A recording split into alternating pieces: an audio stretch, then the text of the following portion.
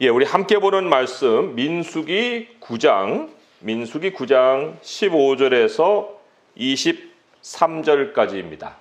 민수기 9장 15절에서 23절 함께 읽겠습니다.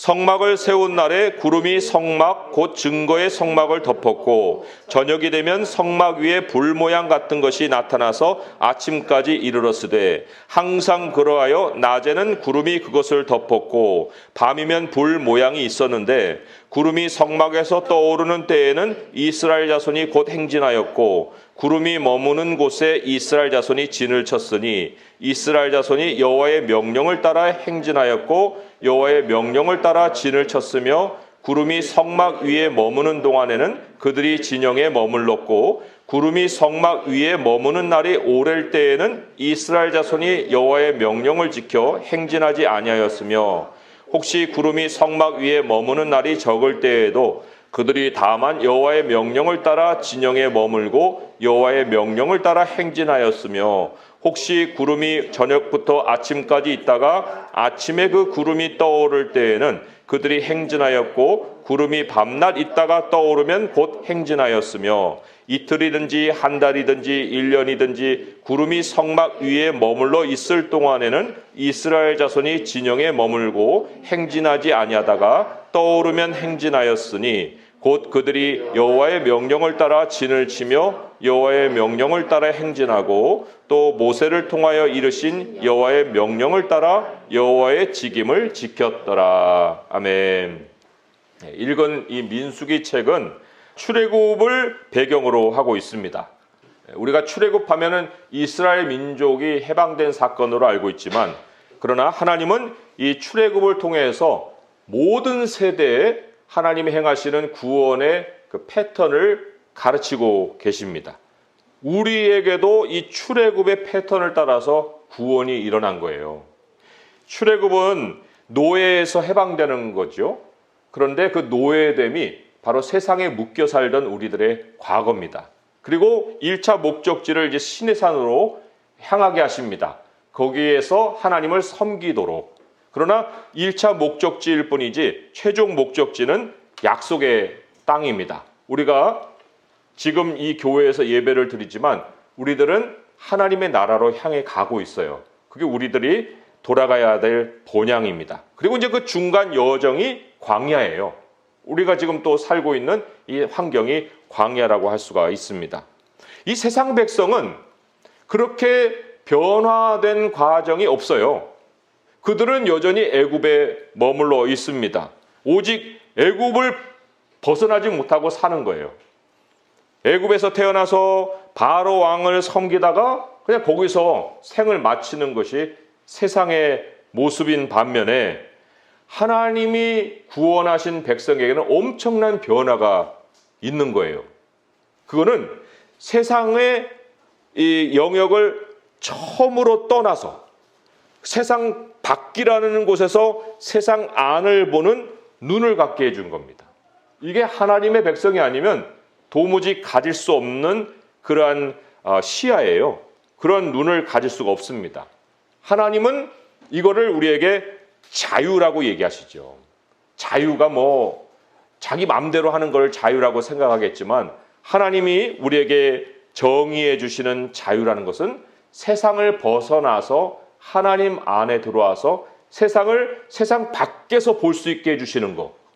이게 바로 해방이고 이게 자유입니다. 그러면서 동시에 영적인 현실을 또 보는 거예요. 하나님 안에 있는 영적인 현실을 볼 수 있는 것. 이게 진짜 자유의 의미입니다.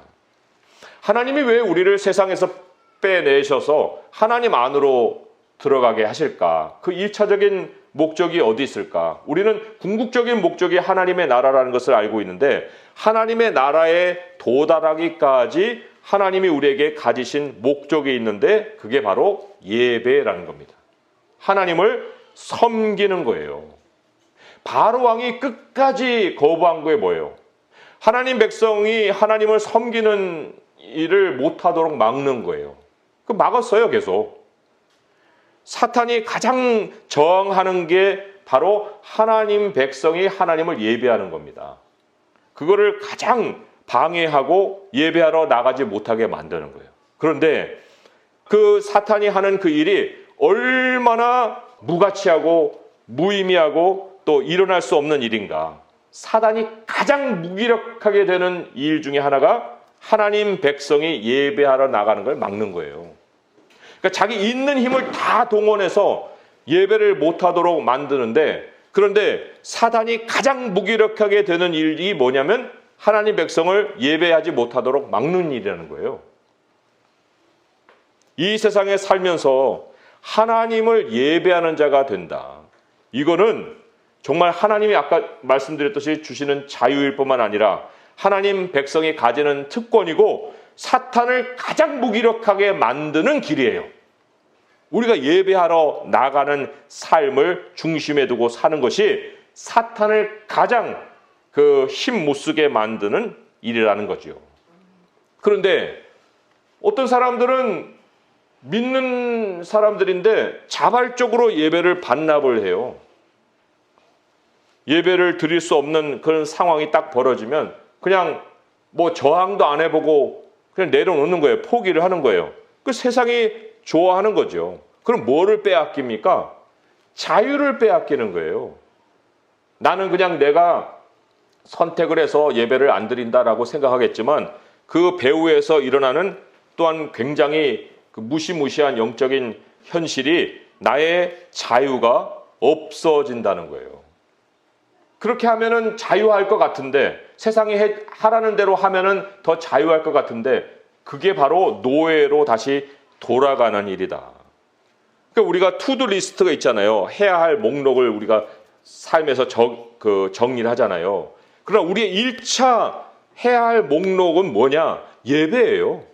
하나님을 예배하는 일을 우리의 행할 목록 맨 위에 두면은 하나님이 어떤 일을 행하시느냐? 그 열재앙이 왜 일어났어요? 예배를 막기 때문에 열재앙이 일어난 거예요. 하나님이 열재앙을 일으켜서 세상을 굴복시킨다는 겁니다. 우리를 막는 모든 방해물을 제거해 주신다는 거예요. 그러니까 이거는 내가 싸울 싸움이 아니죠. 나는 그냥 예배를 나의 최우선에 두는 거예요. 그것을 하나님께 내가 그렇게 살겠다고 기도를 하는 거예요. 그러면 나머지 하나님이 나의 자유를 지켜주십니다. 나의 자유를 보장해 주신다는 거예요. 이 출애굽이 뭐 이례적으로 일어난 사건인 같이 보이지만 그게 아니고 하나님이 구원해 가시는 패턴이라고 했잖아요. 그 우리의 구원의 패턴이라는 것은 매 사건마다 하나님이 버리시는 일입니다. 뭐 예배의 자유를 얻었다고 해서 평생 예배의 자유가 보장되느냐? 거기에 영적인 갈등과 싸움이 매번 벌어지기 때문에 우리가 지금 이렇게 이 주일에 여기서 예배 드리는 것은 그냥 일어나는 일이 아닙니다. 하나님이 우리를 위해서 싸워주시기 때문에 확보된 자리예요. 한번 현실로도 생각해 보세요. 지금 중국에서 자유롭게 예배 드리겠어요? 이슬람 땅에서 예배 드리겠어요? 아니면 심지어 유럽이라도 자유롭게 진리를 전하고 진리를 듣고 예배를 드리겠습니까? 이런 일이 벌어지는 곳이 정말 자세히 살펴보면 얼마 없어요. 그 얼마 없는 중에 우리가 지금 그 예배를 지금 이 시간 이 자리에서 자유롭게 드리고 있는 겁니다.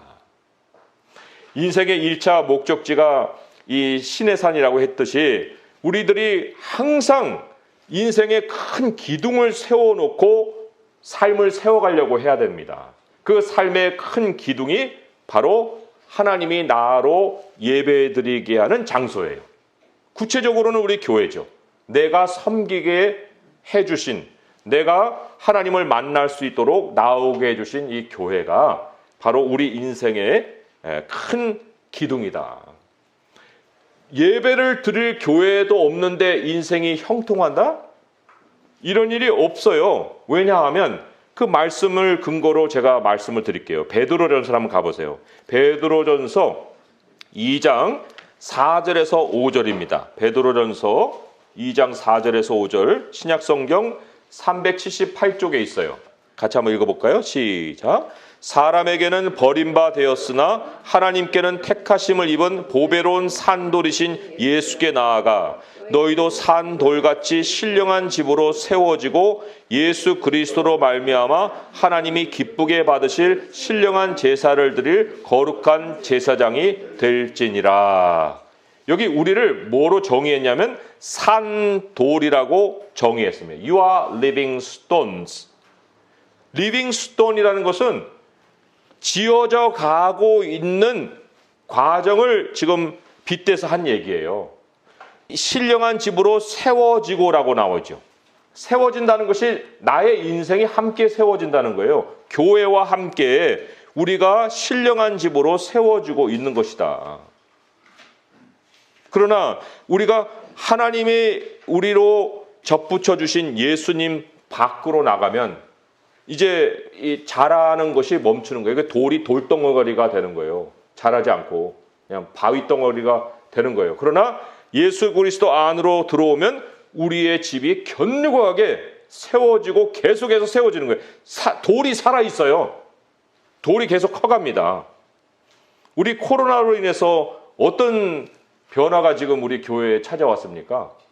예배가 막혔잖아요. 예배를 마음대로 드리지 못하는 상황이 되지 않습니까? 그런데 더 슬픈 것은 예배에 대한 간절함도 같이 사라지고 있는 거예요. 예배가 바로 내 인생의 형통을 가져다 주는 건데 그 교회 따로 내 삶 따로 이렇게 분리가 돼가지고 교회에 대해서 뭐 예배를 드린다는 개념이 자꾸만 희박해지는 이러한 상황으로 바뀌어지는 거죠. 그러니까 결과적으로 하나님이 세워주실 인생도 줄어드는 거예요. 전에는 교회가 꽉 찼을 때에 내가 이 나의 백성들을 다 세워줘야겠구나 하고 하나님께 헤아립니다. 예를 들어서 100명의 교회였다. 그럼 100명이 나와요. 그럼 하나님이 다 세워주셔야 되잖아요. 그런데 지금은 보니까 한 대여섯 명밖에 안 나와 있어요. 그럼 하나님의 교회와 함께 자기 인생이 형통해지는 건데 하나님이 형통하게 해주실 인생들이 줄어드는 거예요. 야, 요거밖에 안 돼? 얘들만 세워주면 되는 거야? 쟤네들은 뭐야? 이렇게 되는 거죠. 그러면 그렇게 교회를 멀리한 사람들의 지금 생각이 어디로 지금 돌아다니고 있습니까? 우리나라의 큰 문제예요. 2030 다 무슨 주식시장에 연끌해가지고 뭐 비트코인이니 뭐 해갖고 일확천금을 얻으려고 하는 그런 생각이 계속 걔네들 머릿속에 돌아가고 있는 거예요. 40, 50, 60 이런 사람들 이제 부동산에서 한몫 보려고 하는. 그러니까 그리스도인이라도 이 코로나를 통해서 망가지는 인생들이 많아진다는 겁니다. 인생이 형통하지 않는다는 것은 그냥 중립 영역에 머물러 있는 게 아니고 망가지는 거예요. 그냥 돌덩어리가 된다는 거예요. 오늘 본문을 통해서 하나님은 무엇을 우리에게 가르치고 있느냐? 예배할 교회가 있는 그 백성의 형통을 큰 그림으로 보여줍니다. 예배할 교회가 있는 백성의 형통이다. 이 형통이라는 것을 우리는 돈을 많이 벌고 뭔가 좀 성과를 내고 이런 거를 이제 형통이라고 생각하겠지만 하나님이 우리에게 1차적으로 가져다 주시는 형통이라는 것은 길을 안내해 주시는 겁니다. 인생이 왜 어려워지고 염려가 생기고 해야 할 어떤 여러 가지 일들이 막히고 그래요? 그 이유는 길을 못 찾아서 그래요. 우리 전도서를 한번 가보겠습니다. 전도서 8장의 말씀으로 한번 가서 확인해 보겠습니다. 전도서 8장 6절에서 8절의 말씀이에요. 956쪽입니다. 956쪽. 전도서 8장 6절에서 8절입니다. 같이 한번 읽어볼게요. 시작. 무슨 일에든지 때와 판단이 있으므로 사람에게 임하는 화가 심함이니라. 사람이 장래일을 알지 못하나니 장래일을 가르칠 자가 누구이랴. 바람을 주장하여 바람을 움직이게 할 사람도 없고 죽는 날을 주장할 사람도 없으며 전쟁할 때를 모면할 사람도 없으니 악이 그의 주민들을 건져낼 수 없느니라. 여기 6절의 말씀이 핵심인데 무슨 일에든지 때와 판단이 있다 그랬어요. 영어 성경 다 찾아보면 알겠지만은 time, and way라고 합니다. time and way. 모든 일에 시간이 있고 길이 있어요. 여기에서의 길이라는 것은 process를 의미하는 거예요. 과정을 얘기하는 겁니다. 모든 일에는 시간이 있고 과정이 있는 겁니다. 그 길을 과정이라고 제가 생각하는데, 그런데 만약에 언제 해야 되는지, 어떤 길로 해야 되는지 이거를 알아야 되는데 모든 일에 그게 다 담겨 있는데 그걸 모른다? 사람에게 임하는 화가 심하다고 그랬습니다. 장래일을 모르는 것만큼 자기 인생이 화를 당하는 일이 없어요. 그러니까 장래일을 알고서 살아야 돼요. 그러면 장래일이라는 것은 누구의 영역이냐? 그게 하나님의 영역이에요. 그러면 장래일을 어떻게 아느냐? 하나님이 장래일을 누구에게 가르쳐 주는지 아십니까? 예배자에게 가르쳐 주셔요. 왜 그러는가? 이제 요한복음으로 와서 두 말씀을 통해서 우리가 확인을 해보겠습니다. 요한복음 16장 13절의 말씀이에요. 요한복음 16장 13절의 말씀 우리 같이 한번 읽어보겠습니다. 시작.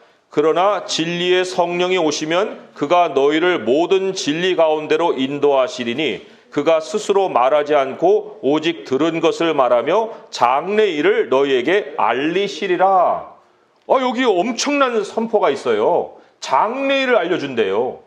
하나님의 영이 장래일을 알려주십니다. 그런데 그 하나님의 영을 어디서 만나느냐? 우리 안에 하나님의 영이 이제 머물러 계시니까 우리 하나님의 영이 나에게 개인적으로 많은 것을 말씀해 주시리라 그렇게 생각하겠죠.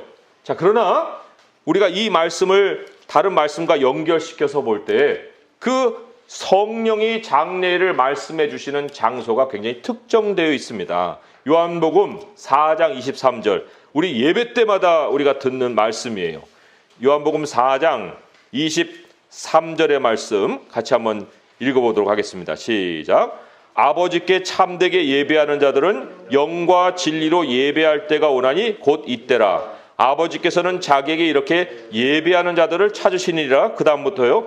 하나님은 영이시니 예배하는 자가 영과 진리로 예배할지니라. 여기 예배예요. 하나님은 예배하는 자를 찾으십니다. 그 예배하는 자에게 영과 진리가 역사를 합니다. 영이 역사하는 곳이 예배 자리예요. 그리고 거기에서 하나님이 장래일을 가르쳐 주시는 거예요. 우리가 개인적으로 있는 자리에서도 하나님을 만나는 이 우리의 자세가 예배해야 되고 같이 모여서 우리가 하나님을 찬양하고 예배하는 이 자리는 더더군다나 우리 한 목소리로 하나님을 향하고 또 찬송하고 하나님의 말씀을 갈급해야 하는 거예요. 그래서 하나님이 출애굽한 이스라엘 백성들을 빼내신 다음에 시내산에 모아놓고 뭘 하셨느냐?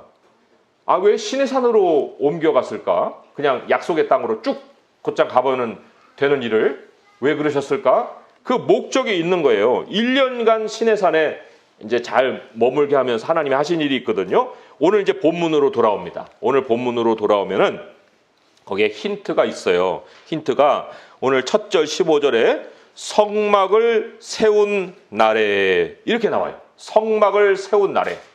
이 성막이 하나님의 영광을 두는 장소거든요. 이 성막이 언제 세워졌느냐? 출애굽기 40장 17절을 보시면은 여기 이제 굉장히 놀라운 사실 하나 숨어 있습니다. 출애굽기 40장 17절에 둘째 해 첫째 달 곧 그 달 초하루에 성막을 세웠다. 출애굽한 2년 1월 1일에 성막을 세웠어요. 그런데 출애굽을 한 그 해를 하나님이 첫 해로 바꿔주셨거든요. 그게 인생의 출발해로 이제 바꾸셨는데 출애굽한 날이 언제인 줄 아십니까? 1월 14일이에요. 우리 교회 설립일이 며칠이에요? 1월 14일이에요. 그걸 보면서 굉장히 놀랍다. 하나님이 출애굽의 역사를 그 시간표를 통해서 우리 강남 새순교회를 세워주셨구나. 그러면 1월 14일에 설립된 것으로 끝나는 게 아니에요. 하나님이 1년의 시간을 가지고 무엇을 우리가 만들기 원하셨냐면 성막입니다. 하나님의 영광을 모시는 장소를 만들 수 있는 기간을 주시고 이제 비로소 성막을 세운 날이 도달을 한 거예요. 2년 1월 1일 날에. 그게 여기에 이제 구약 백성에게는 성막이고 우리 신약 백성에게는 하나님의 성전을 교회라고 부르죠. 교회라고. 지난번 우리도 말씀에서 확인했지만 뭐 성전이라는 말 신약에서 쓰면 안 된다 그런 얘기를 하는 사람들도 있다고 그랬죠. 그 성경을 모르는 사람이라고 그랬어요. 고린도전서 3장 16절 17절 말씀에 이런 말씀이 있습니다. 아까 우리가 하나님의 교회와 인생의 형통이 연결되어 있다라고 말씀을 드렸는데 이게 또 다른 하나의 그 증거 구절이에요. 고린도전서 3장 16절 17절 말씀 같이 한번 읽어보겠습니다. 시작. 너희는 너희가 하나님의 성전인 것과 하나님의 성령이 너희 안에 계시는 것을 알지 못하느냐. 누구든지 하나님의 성전을 더럽히면 하나님이 그 사람을 멸하시리라. 하나님의 성전은 거룩하니 너희도 그러하니라. 성전과 형통이 연결되어 있어요. 성전과 인생 패망도 연결되어 있습니다. 성전을 깨끗하게 하느냐, 성전을 더럽히느냐. 왜 그래요? 성전이 뭐길래? 성전이 성령이 거하는 전이기 때문에 그런 거예요.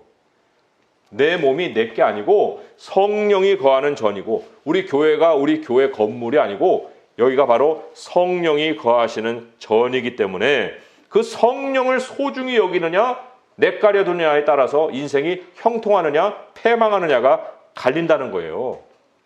오늘 말씀으로 돌아오게 되면 구약에서는 그 하나님의 영을 매우 모양으로 볼 수 있게 해주셨어요. 구름과 불로다가 불의 모양 구름으로. 이거는 이제 성령의 속성을 그런 모양으로 우리에게 보여주신 건데 구름이라는 것은 매우 신비하잖아요. 가려져 있으면서 뭔가 이렇게 그 안에 있는 것이 무엇일까 이렇게 궁금해지는. 성령은 계시의 영이거든요. 성령을 우리가 성령을 통해서 하나님을 아는 거지 내가 하나님을 마스터하는 게 아니에요. 성령은 사람이 하나님을 먼저 알 수 없는 하나님이 주시는 계시를 통해서 알 수 있는 그 속성을 가지고 있다. 그래서 구름으로 나타내는 거고 그리고 가득 채워지지만 그게 기쁨이 되지 그게 우리에게 위협이 되지 않거든요. 여기에 홍수물이 채워진다고 해보세요. 그럼 다 망하죠. 그러나 구름이 채워지면 이 살포시 우리의 피부에 닿으면서도 충만함을 느끼는 거예요. 성령의 속성이 그렇고요. 그리고 구름은 항상 이동하죠. 성령은 우리 안에 들어오신다고 해서 우리 안에 갇히시는 게 아니에요. 성령은 항상 이동하십니다. 우리는 성령을 따라 살아야 되는 거예요. 그게 성령의 이 구름이 갖고 있는 속성이고 불의 모양으로 또 나타나셨다고 그랬어요. 16절에 보니까 밤이면 불 모양이 있었는데 성령에는요 감동이 있습니다. 예수님이 엠마오로 가는 그 제자들에게 말씀을 쭉 풀어주셨거든요. 말씀을 풀어주실 때 그거는 다 성령이 함께 진리의 영으로 역사하신 거예요. 그런데 그때 그 제자들에게 일어난 현상이 이랬습니다. 누가복음 24장 32절에 그들이 서로 말하되 길에서 우리에게 말씀하시고 우리에게 성경을 풀어주실 때에 우리 속에서 마음이 뜨겁지 아니하더냐. 이 마음의 뜨거움, 이 사람이 못 만들어내는 거예요. 하나님의 영이 우리 안에서 주시는 감동을 얘기하는 겁니다. 그리고 신약 시에도 불의 혀가 갈라지는 것 같이 성령이 임하였다. 이래 나오잖아요. 그러니까 구약의 성령이나 신약의 성령이나 그 모든 하나님이 보이시는 속성은 다 동일한 거예요. 그러면 우리가 이제 관심을 가져야 될 것은 이겁니다. 하나님의 성령이 성전에 이 가득 차 계시는데 그러면 어떻게 우리에게 길 안내를 해주시느냐. 인생의 형통이 길 아는 거라고 그랬잖아요. 그러면 길을 어떻게 알려주시느냐. 이제 본문에 보게 되면 구름이 떠오르면은 사람들 행진하고 구름이 앉아 있으면은 머물러 있고 그게 뭐 하루든 이틀이든 머물러 있으면 하루든 이틀이든 있고 한 달이든 1년이든 있으면 계속 있고 아니면 움직이고 그 구름을 가지고 우리가 주목하기가 쉬운데 그게 아니에요. 오늘 본문을 가만히 들여다보시면 8번이나 반복된 말씀이 있습니다. 자, 18절에 보면 2번이나 이미 나오는데 이스라엘 자손이 여호와의 명령을 따라 행진하였고 여호와의 명령을 따라 진을 쳤으며, 그런 말씀이 8번이나 나오는 거예요. 18절에도 나오고 19절에도 나오고 20절에도 나오고 23절에는 3번이나 더 나오죠. 23절 같이 한번 읽어볼까요? 시작. 곧 그들이 여호와의 명령을 따라 진을 치며 여호와의 명령을 따라 행진하고 또 모세를 통하여 이르신 여호와의 명령을 따라 여호와의 직임을 지켰더라. 자, 그러면 그 당시에는 여호와의 명령이 주어져서 떠나야 될 때와 머물 때를 알겠는데, 아니 지금은 언제 우리에게 명령을 하신다는 거예요? 저는 하나님 소리를 들어보지도 않았는데. 그런데 이 마지막 8번째에 나오는 여호와의 명령을 따라라는 말 앞에 굉장히 중요한 말씀이 붙어 있어요. 모세를 통하여 이르신 여호와의 명령을 따라, 이렇게 나오죠. 모세를 통하여 이르신 여호와의 명령. 모세라는 건요, 신약 성경으로 옮겨가면 하나님의 말씀을 대표하는 말이에요. 모세 안에 이게 다 율법이고 말씀이거든요. 그러니까 모세를 통하여 이르신 여호와의 명령이라는 것은 하나님의 명령이 하나님의 말씀 안에 다 있다는 거예요. 말씀을 듣는 사람은 하나님의 소리를 듣고, 말씀이 덮여 있는 사람은 하나님의 명령이 소리에 안 들립니다. 하나님이 말씀을 읽을 때에 감동을 주시는 사람과 말씀을 덮어놓고 사람하고는 완전히 180도 다른 인생을 살게 되어 있어요. 성경 말씀이 있는 곳에 성령의 인도함이 있다는 겁니다. 그러면 인도를 받는 자세가 뭐예요? 오늘 21절, 22절 말씀 또 한번 읽어보겠습니다. 시작.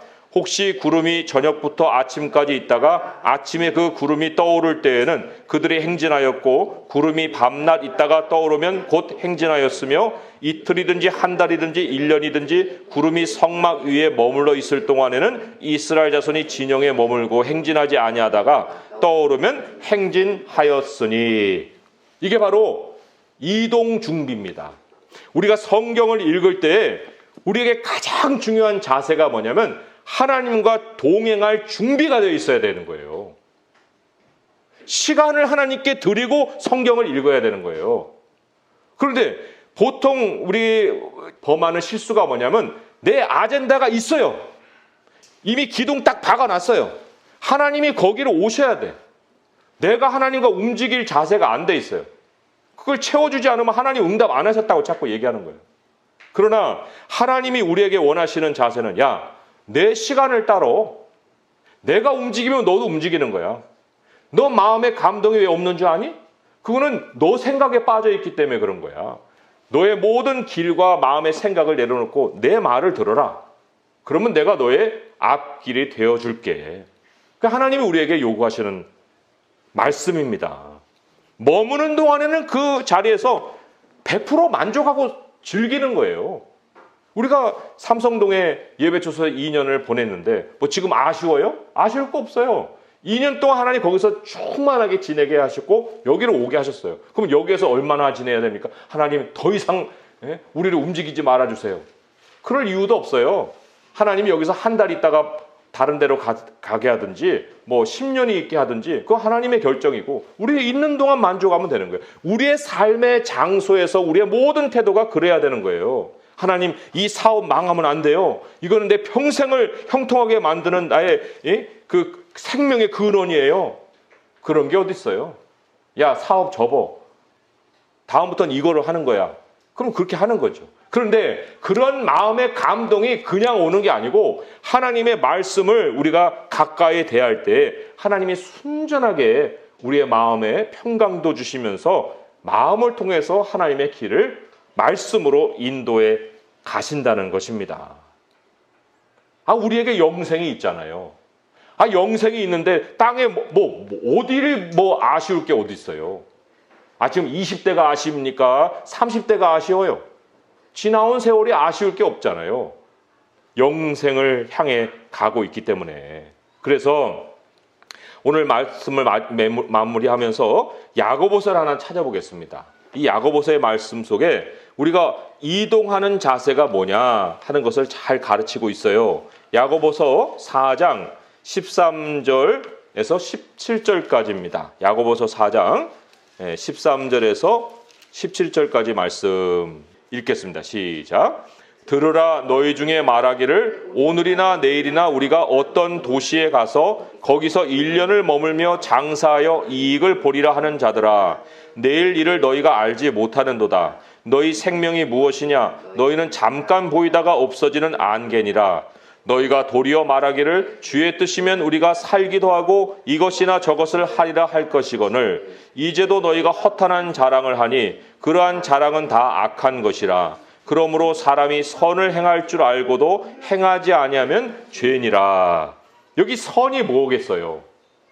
여기서 선이라는 것은 하나님과 인생을 나누는 거예요. 선은 항상 나눔이거든요. 근데 선을 행할 줄 안다. 그거는 그리스도인이면 성령의 인도를 받아야 된다는 걸 아는 거예요. 그런데 그걸 알면서도 안 해요. 그럼 그게 뭐가 된다고요? 죄가 되는 거예요. 하나님과 끊어지는 거예요. 그럼 죄의 마지막 삭은 사망이다 그랬죠. 사망. 내가 살려고 계획 세워서 1년을 다른 데 가서 장사하려고 했는데 그게 나를 살리는 게 아니고 나를 죽이는 일이 된 거예요. 선을 행할 줄 알면 선을 행하면 되죠. 성령의 인도함을 받아야 된다는 걸 알게 되면 성령의 인도함을 받으면 되는 거예요. 어려운 게 아니고 날마다 일용할 양식에 해당하는 하나님 말씀을 먹고 날마다 만족하고 그날의 괴로움은 한날로 족하고 살아가는 겁니다. 이 말씀을 정리합니다. 하나님이 그러할 수 있도록 우리를 출애굽해 주셨어요. 그리고는 교회를 소중하게 섬길 수 있도록 환경을 만들어 주셨습니다. 이 환경은 내가 만든 환경이 아닙니다. 우리의 삶을 예배라는 기둥으로 세우세요. 예배를 양보하지 마세요. 하나님을 찾아 나가는 이 길이 내 앞에 열려 있는 것을 감사하게 생각하세요. 그리고 장래일은 하나님이 행하시는 영역이다.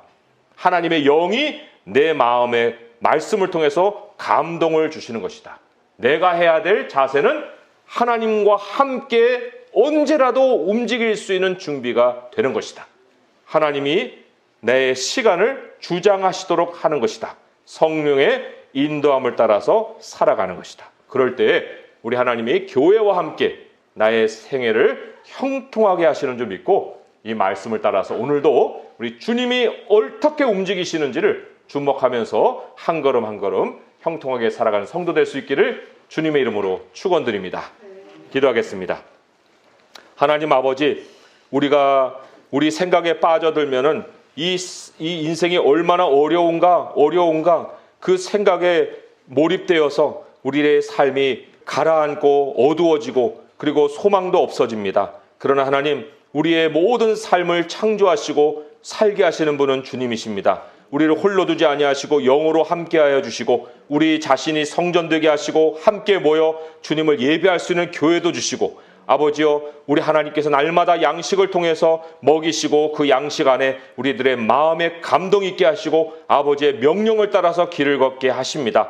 하나님, 둘러보면은 광야와 같으나 하나님이 말씀 안에 이미 작정하신 길이 있는 줄 믿사오니 그 길을 발견하고 한 걸음 한 걸음 오늘 있는 이 자리에서 우리 주님을 만끽하고 우리 주님이 주시는 삶의 모든 즐거움을 누리고 항상 기뻐하고 쉬지 말고 기도하고 범사에 감사하면서 우리들의 형통을 교회와 함께 세워갈 수 있는 모든 성도가 되게 하여 주옵소서. 하나님이 이곳에서 얼만큼이나 우리를 머물게 하실지 모르오나 우리에게는 영생이 있사오니 아버지여, 섬기게 하시는 만큼은 이 교회 안에서 우리 주님을 마음껏 섬기고 형통을 누릴 수 있게 하여 주시옵소서. 이 모든 간구 우리 주 예수 그리스도의 이름으로 감사하며 기도합니다.